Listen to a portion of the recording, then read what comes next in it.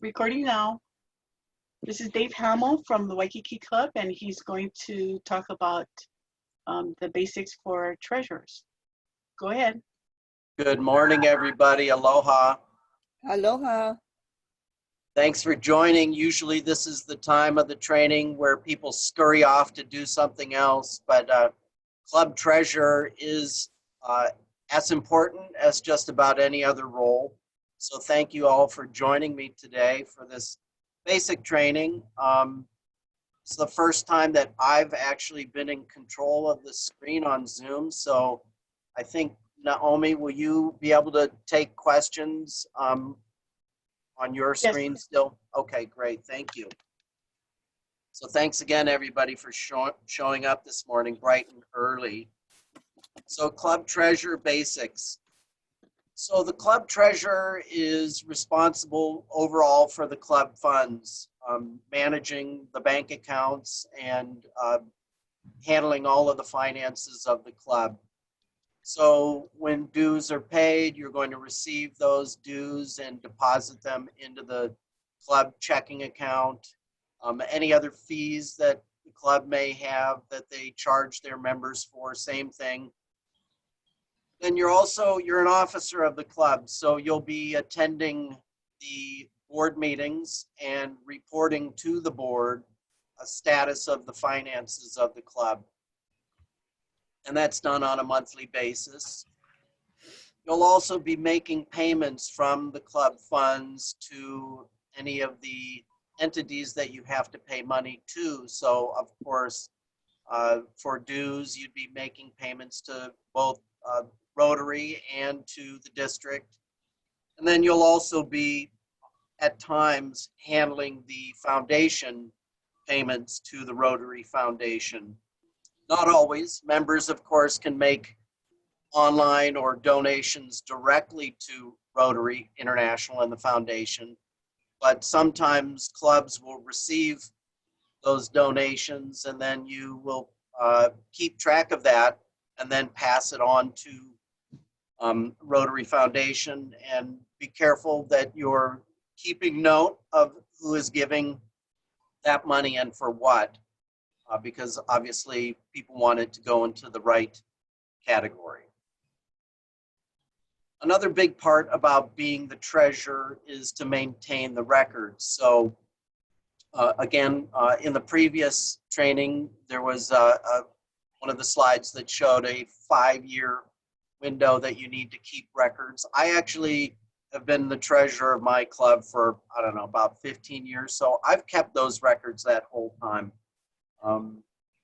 There's no reason to keep them as long as I do, but I think it just gives some historical data if you ever want to go back and look. Bank accounts, I mean, many of you, I'm sure, are in business and deal with reconciliation of bank accounts, but that's another important thing, is to look at your monthly bank statements and then cross-check it against your checking account to make sure that the amounts are correct and that something doesn't go amiss. So you should be doing a monthly reconciliation of your bank account. Also the grant finances. So I'm sure all of you are aware you need to keep a separate bank account for the district grant account. And so you actually will have 2 different accounts, one for your regular club funds and checking, and then a separate bank account for the district grants. It's super important that you do that. You have to do that. So when the check comes for your district grants, it will be deposited into the grant account, not into your regular checking account. Mm-hmm. So you are managing the grant account through that grant, through the grants through that grant account. Okay, reporting. Reporting is also another function of the treasurer. And so what you're going to be doing is you're going to be tracking and paying for taxes. So Rotary clubs are required to file a 1099, which is a federal tax form. And that's done annually in November. I think it comes up on the next slide.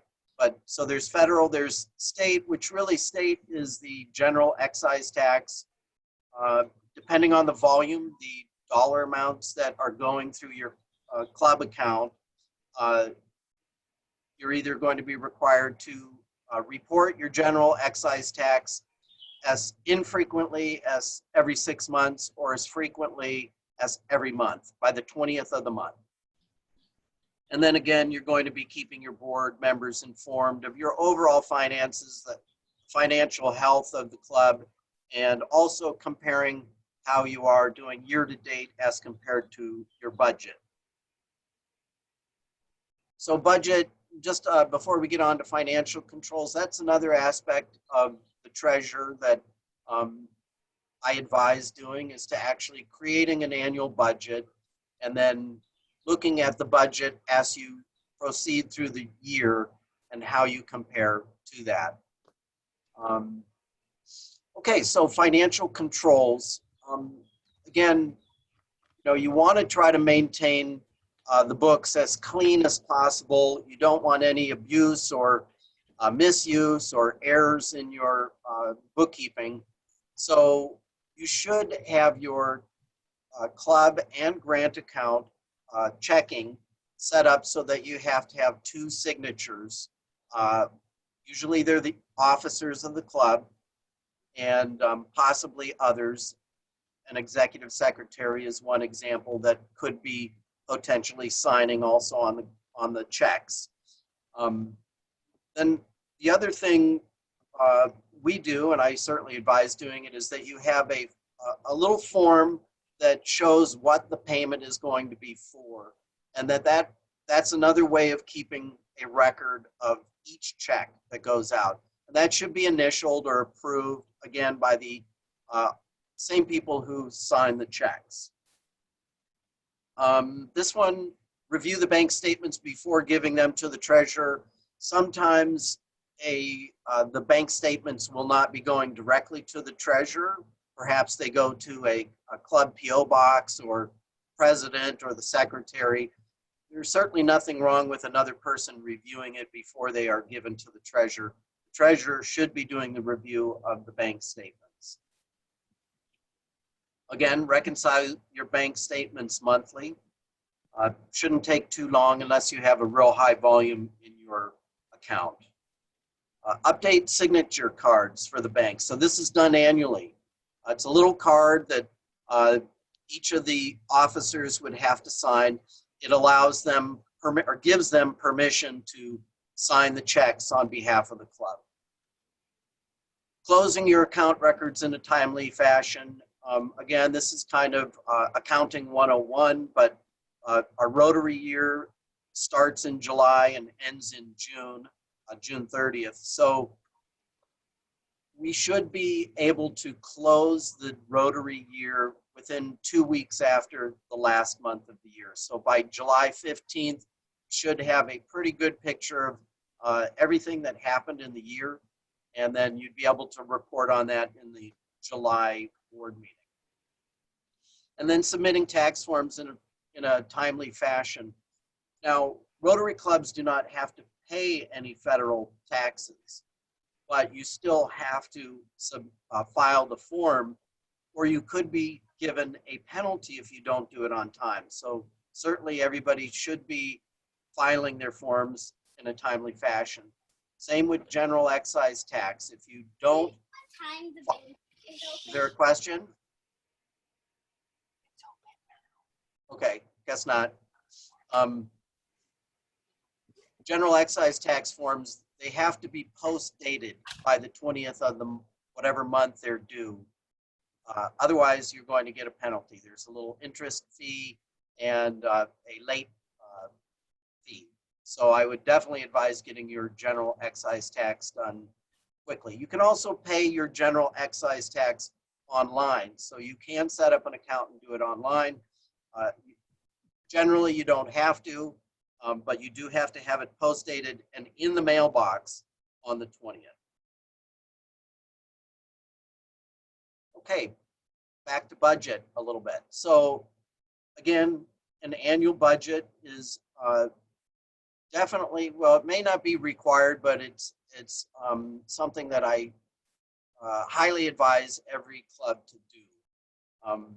If you have a budget, you're able to look, and usually a budget is created by looking at past periods. So your prior year, what did we do? How much did we pay for community service projects? How much did we pay for general excise tax? Are we doing a fundraiser? And so those things all go into a club budget. I also keep a separate budget for the district grants account. So we know how much is going to be allocated to us. We should be actually knowing already for next year. Yeah, we should know already for next year. So we would create a budget for the district grant account as well. So you're actually going to keep two separate budgets. Okay, so clubs with gross receipts of 50,000 or less are required to file that Form 990 that I just mentioned. You can do it electronically. You don't have to. You can also do it via a paper form. And again, those are due by November 15th. The due 15th day of the 5th month after June 30th. Naomi, what is that referring to? I'm sorry. The tax return or Okay. 990 is due in November. Okay, so yeah, due in November. Oh, the 5th month after June 30th. It's just basically saying 11/15 is when it's due. Yeah. Right. Okay, so send a copy to the grants chair. So this again has to do with your grant account. And in order to qualify for district grant, you have to show the district grant chair that you have filed your Form 990 for the previous year. So that's one of the requirements. We want to see that you're filing your 990 on a timely basis, and that is one thing that will, well, you have to do it, and so in order to get the district grants.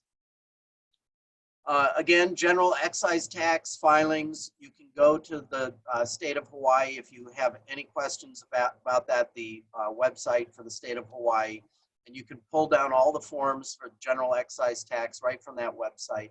Again, it's what's required by the state.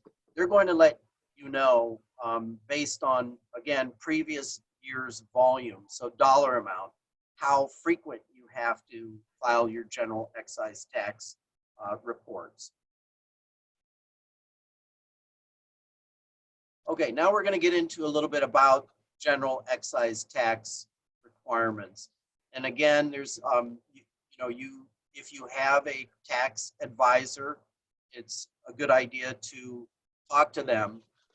But there are a lot of things that clubs may not realize are actually that you actually have to pay general excise tax on.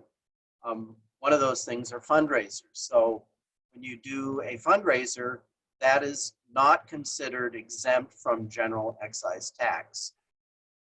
However, meals may be exempt from general excise tax if your club has filed an exemption request with the tax office.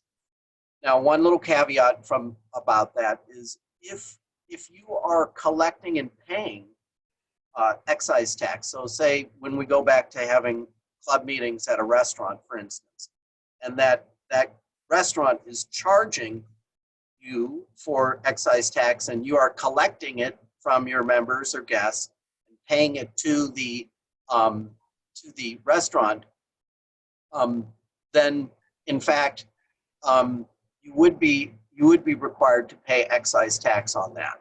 So in other words, if you're collecting excise tax, you have to pay it.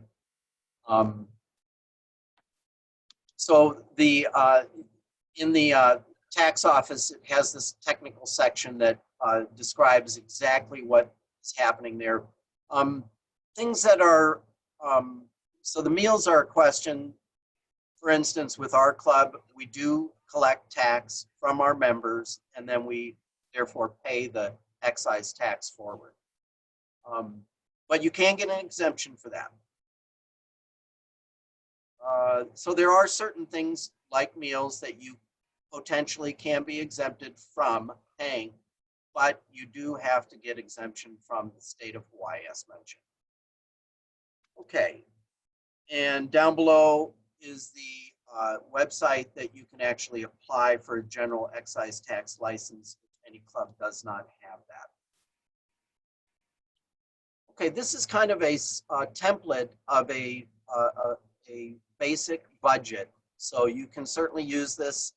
It's in the treasurer's manual. It works. There's a lot of categories that maybe you would need to add. So this is, I believe it's set up as an Excel spreadsheet, so you can certainly download it to your computer and then make changes to it.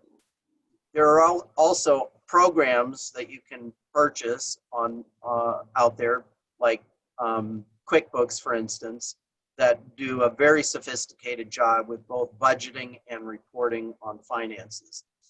I use an Excel spreadsheet. It seems to work just fine. And since I've been doing it for 15 years, I don't really want to change my routine too much. But as you can see here, you would come up with a budget. You take a look, the first column there would be your income from last year in these budgeted amounts, your actual income that you received for those amounts, and over or under. So how did you compare with your budget? And then the far right column is the budget for the current year.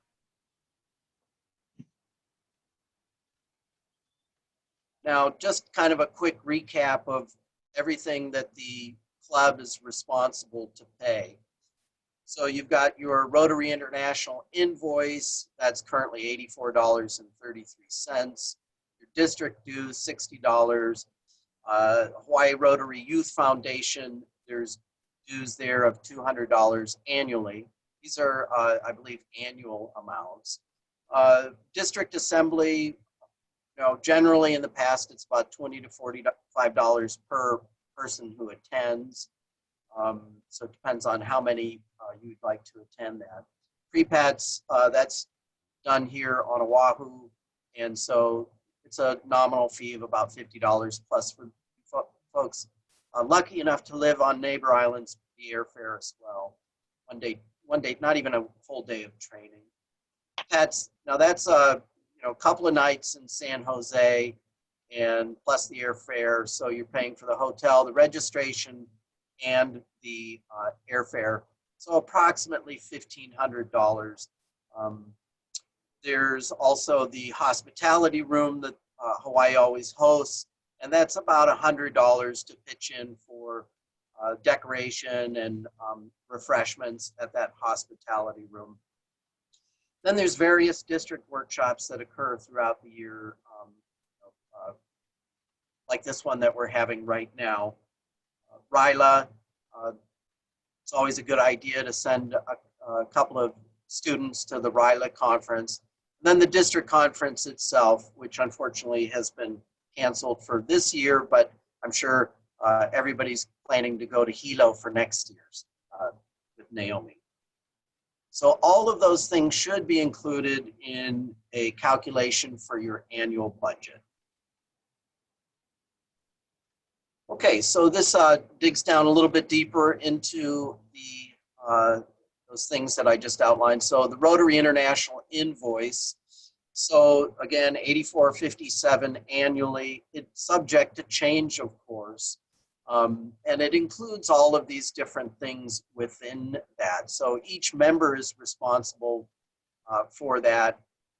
Then the district dues, which is $60 per active member. This gets collected from each of your club members and then sent to the district treasurer there. And then a suggestion that you send out your invoice to your members by June 1st. I actually would advise that you do it even before that, and then you try to get the money in by the 15th of June or the 15th of December, because again, as Naomi was explaining in the previous presentation, the secretaries have to update their roster. And if you don't do that by either June 30th or December 31st, who's ever in your roster is going to be billed to you by Rotary International and by the district, billed to your club. So if you've got members that are dropping off, it's super important to get them off and out of your roster between the 15th and the end of the month of June and December, so you're not stuck with those bills.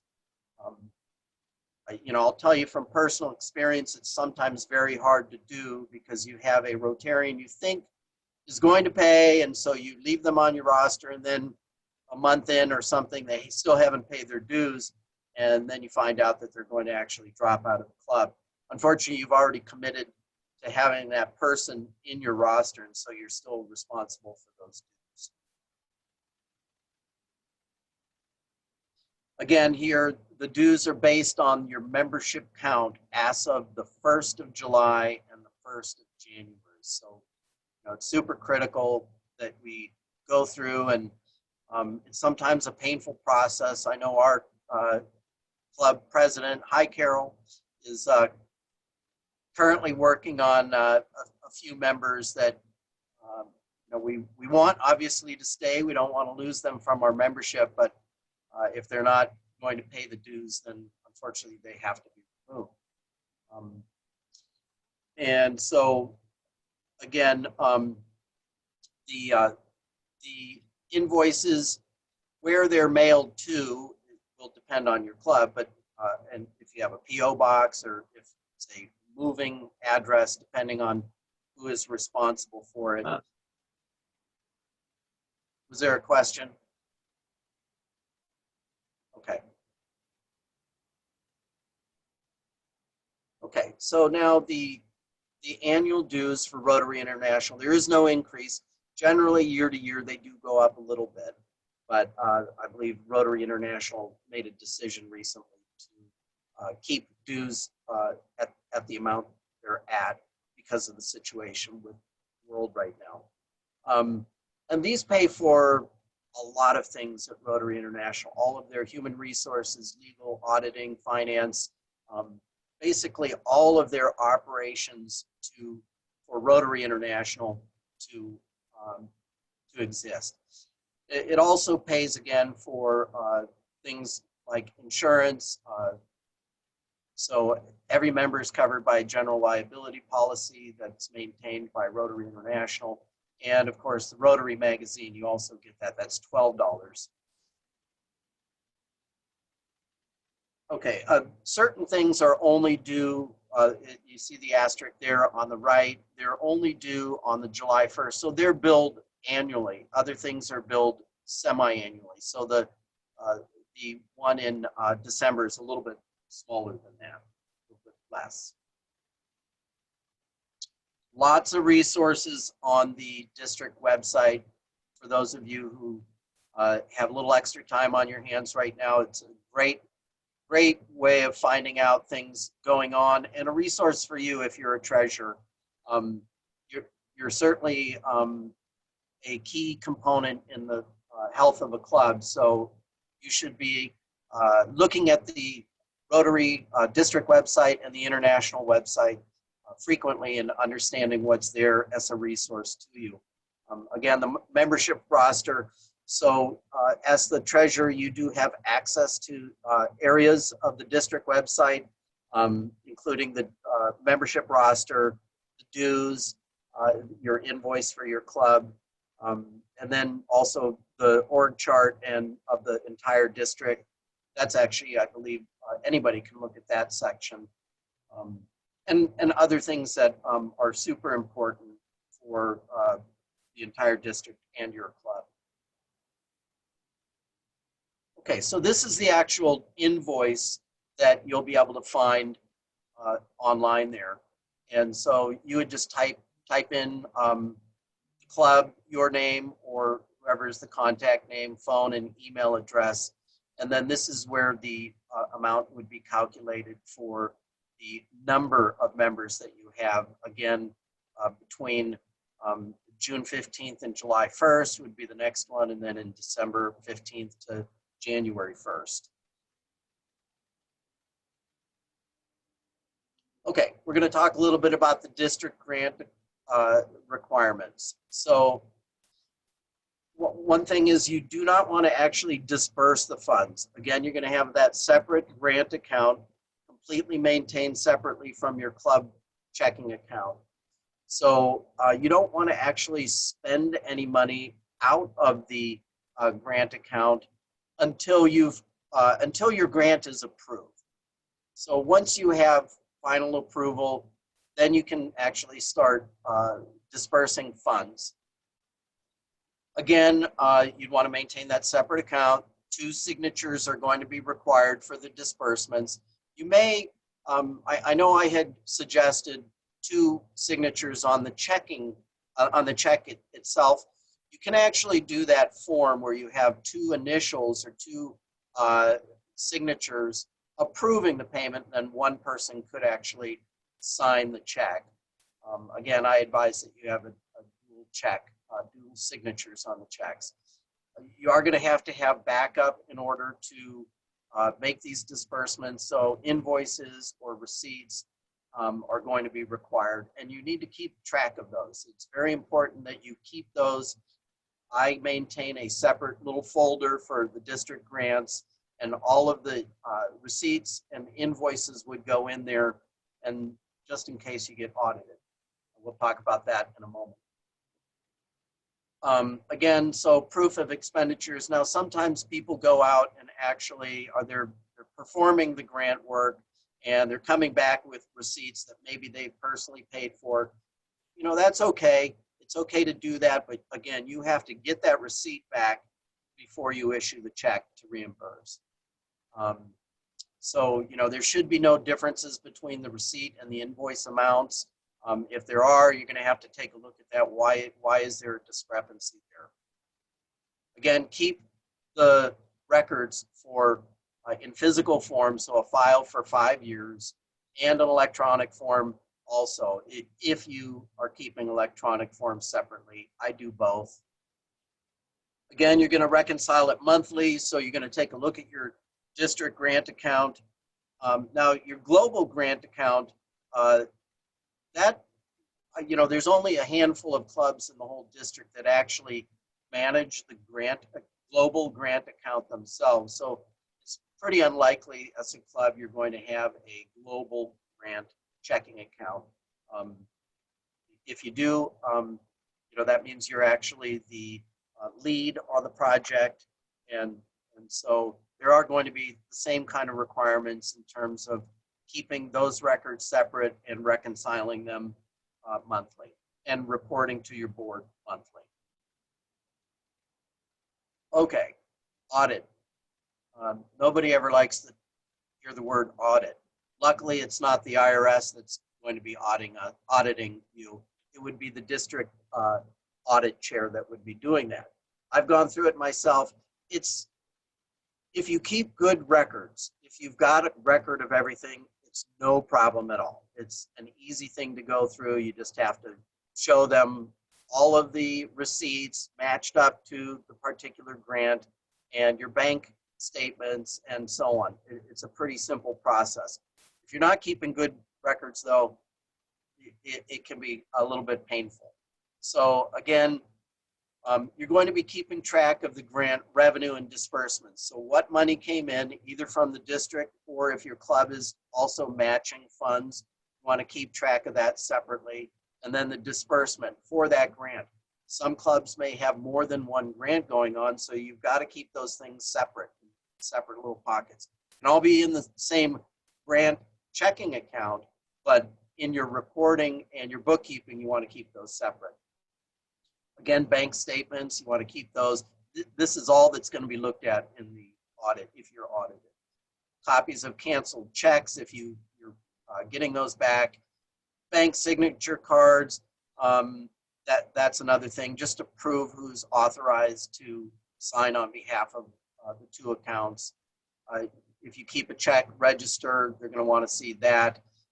Invoices and receipts, again, to show the disbursements, any reconciliation you do with your bank account. Physical assets, so if you're actually purchasing something, you know, you're probably not going to have to lug, say if you bought a bicycle or something like that, for a youth center, you're not going to have to lug that down to the auditor, but you will have to show the receipt. And then, you know, if there's any misuse, you want to make sure you're watching that and that you're reporting that up to the audit committee. Again, the review is only looking at the district grant, not going to be looking at club funds and club checking. Okay, and here's the Rotary International website if you want to go to My Rotary and learn more. That's it. That's the presentation. Are there any questions? Oh, sorry. No, I'm sorry. There was another slide. Okay, again, I think we went over this in the previous presentation, but this is how you would log in to the My Rotary portion of the international website. And so, again, as treasurer, you're able to get into the club administration portion and look at the roster, the roster of your club members, and also the dues invoice. So you're looking at that here. This is the club invoice of where you're going to be logging in and adjusting the invoice based on your roster.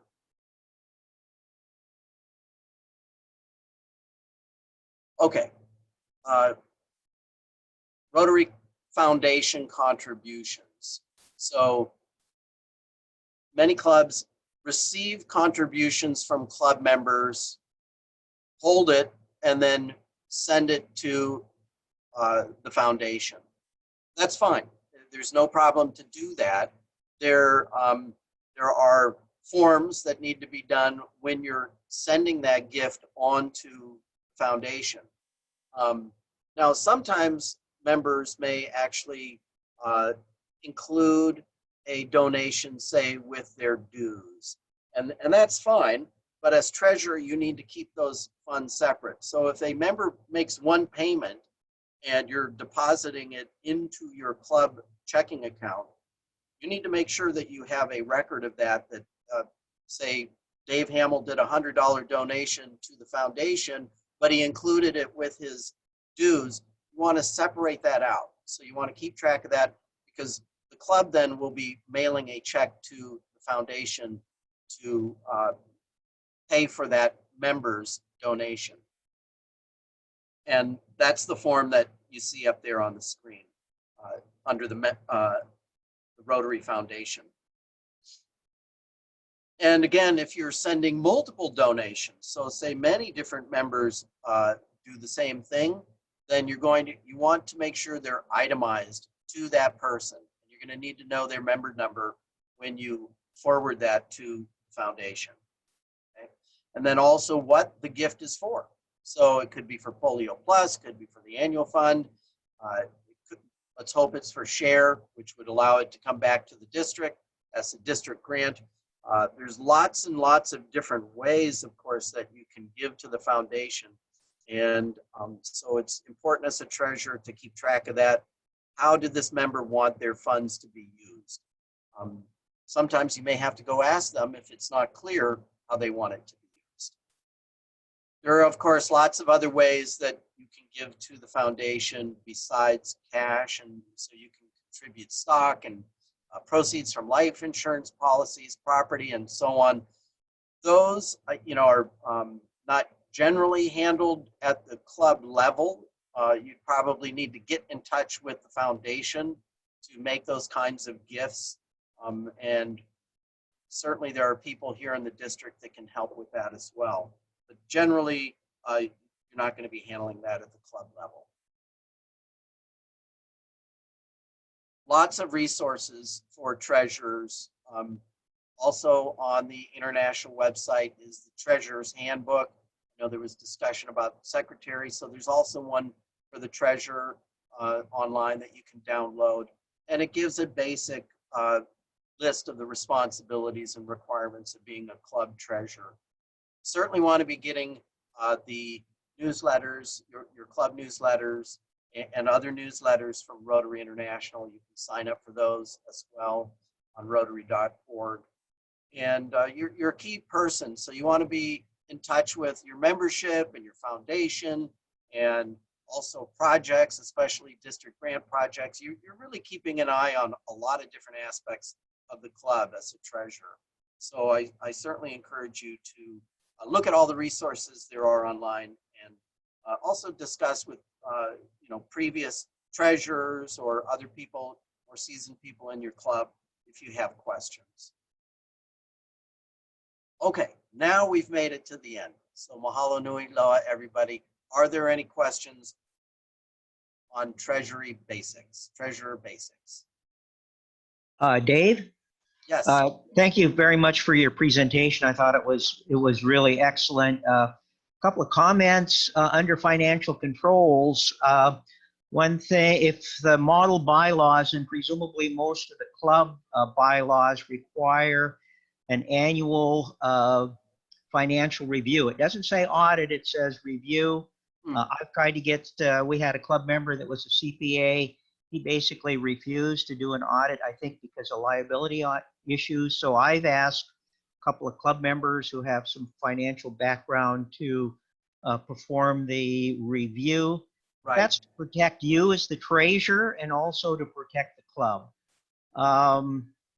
A few years ago, there was a paper written by a CPA specifically related to the financial responsibilities of Hawaiian Rotary clubs. I don't know if that paper is still available. I could make that available. In terms of filing the 990 with the IRS, again, this is critical. If you fail to file that for 3 years, club can lose their nonprofit status. That's happened to one club on our island and several foundations, and it's a real pain to refile for a nonprofit status. Plus, it's probably going to cost you $1,000. There are 2 forms to file for the GET, the G45, which is normally filed semi-annually, and then the G49. The G49 is an annual reconciliation. If you fail to file the G49, the state doesn't consider you have done a filing. I again know of a couple of nonprofits that failed to file that. The state did come after them. They ended up paying all their past taxes plus penalties plus interest. So, again, nonprofits are not high on their radar, so to speak, but that can happen. And finally, you mentioned the district audit. I did for the district grants. I did. You had a nice list of what is required. I did audit a couple of clubs. A couple of things that I noted is, one, it's important that the invoices, the checks, and the final report, that those figures all agree. There have been some cases where they didn't. And likewise, you have to have 2 signatures on the checks or on the signature card. Again, there were some problems with that. And then finally, the storage of records. The club should have the documents, should document rather procedures in terms of how and where those records are stored. So again, great job, Dave. Thank you. Thank you, Richard. Yeah, great points there. I forgot to mention the annual GET reconciliation or report. That's also important to do, obviously.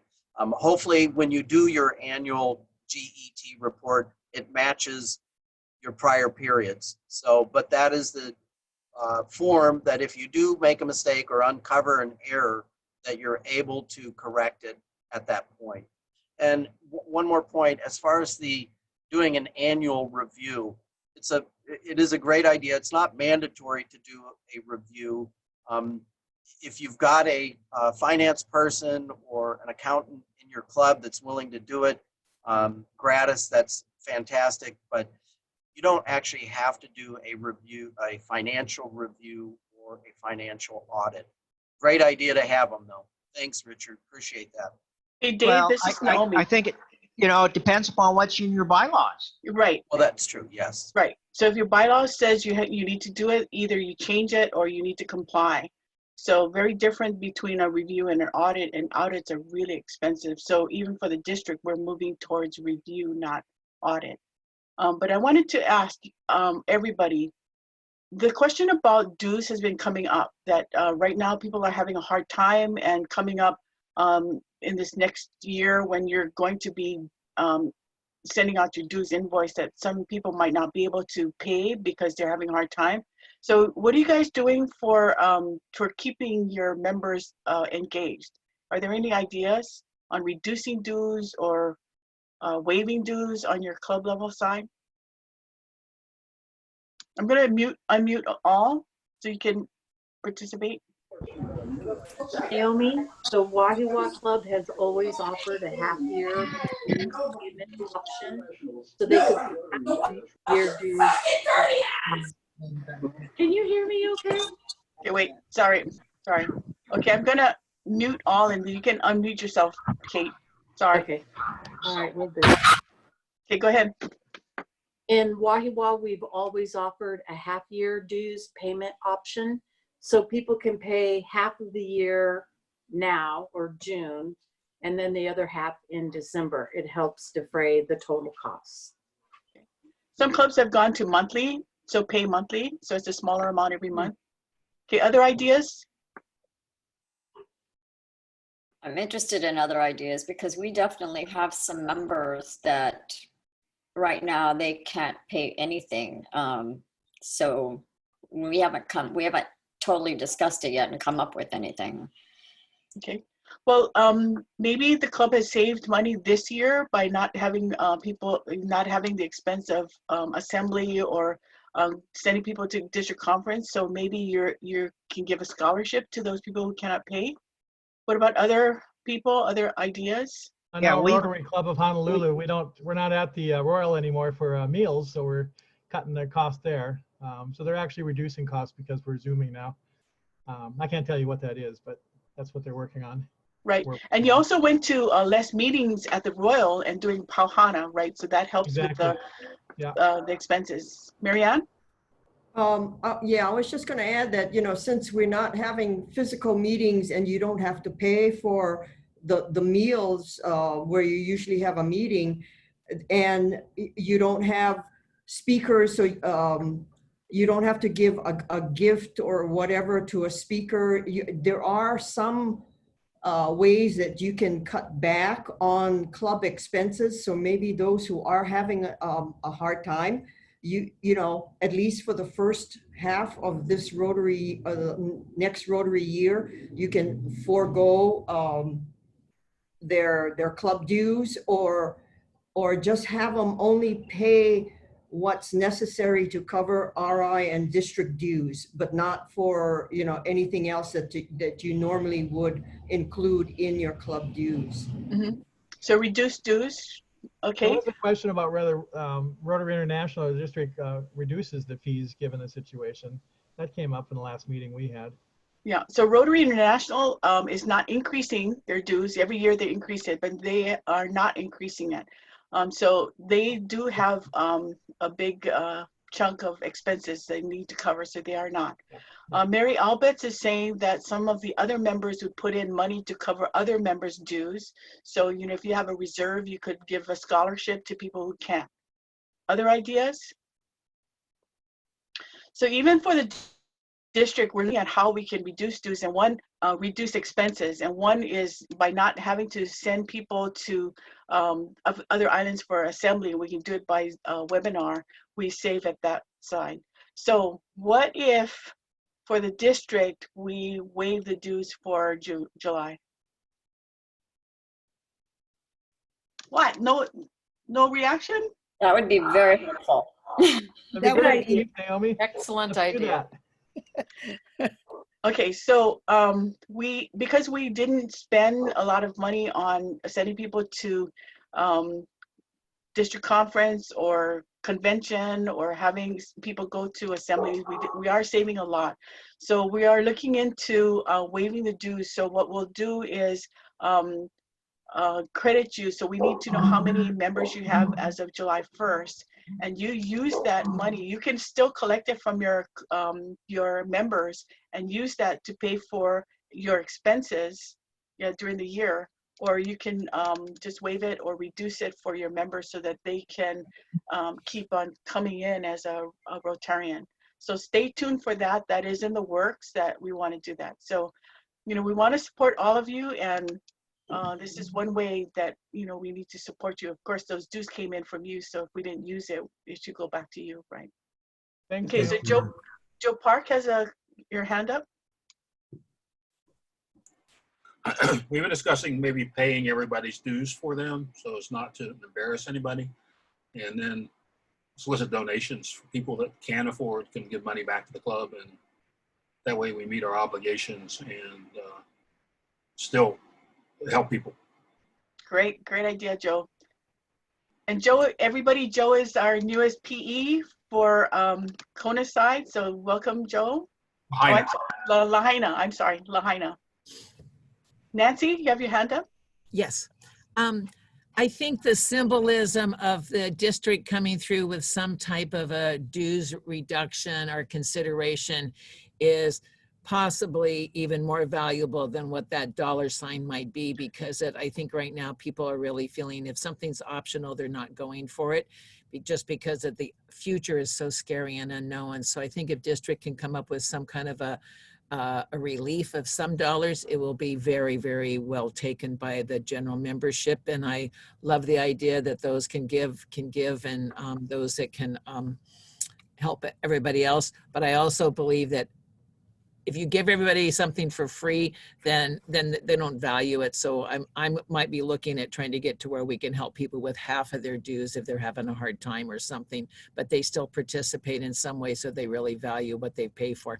So that's my input. Thank you very much for these wonderful but scary training sessions. Okay, thank you. Thanks, Nancy. Marianne? I had a question.